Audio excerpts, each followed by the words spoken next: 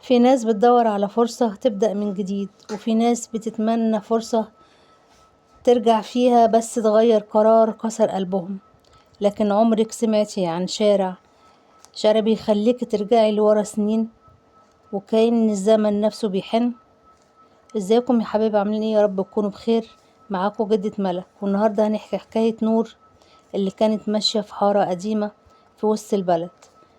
مفيش فيها ولا ناس ولا محلات شغالة، لأن الساعة كانت قربت على 12 بالليل، يعني بعد نص الليل. وكل ما تدخل خطوة تحس إن الجو بيبرد والأنوار بتضلم وراها. كل صوت بيختفي في آخر الحارة.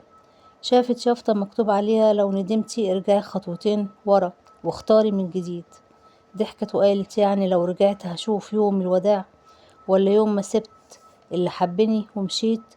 ولما وصلت لآخر الشارع الدنيا حواليها اتغيرت.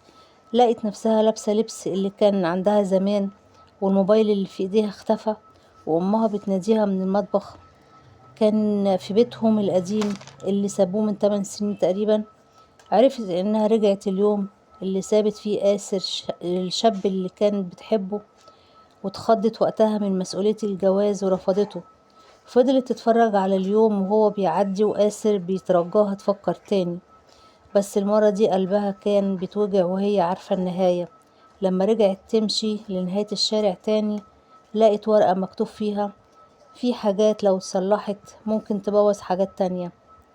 رجعت لحياتها. دلوقتي لقت نفسها على السرير زي ما كانت، بس الدموع على خدها، والدنيا من حواليها بقت أهدى. وسمعت صوت من قلبها بيقول: الزمن مش دايما، بس الدرس بيفضل في القلب. ولو وصلتوا لهنا قولولي رأيكم في التعليقات، وفضلا وليس أمر اشتركوا في القناة ودوسوا لايك وكومنت وكومنت فيه الصلاة على الحبيب. وفي النهاية، أحيانا ربنا ما بيرجعناش للي كان، عشان ينقذنا من اللي ممكن كان يحصل. مش كل ندم محتاج رجوع، بعد الندم دروس تمشي بينا لقدام مش لورا. السلام عليكم. سلام يا أغلى الناس.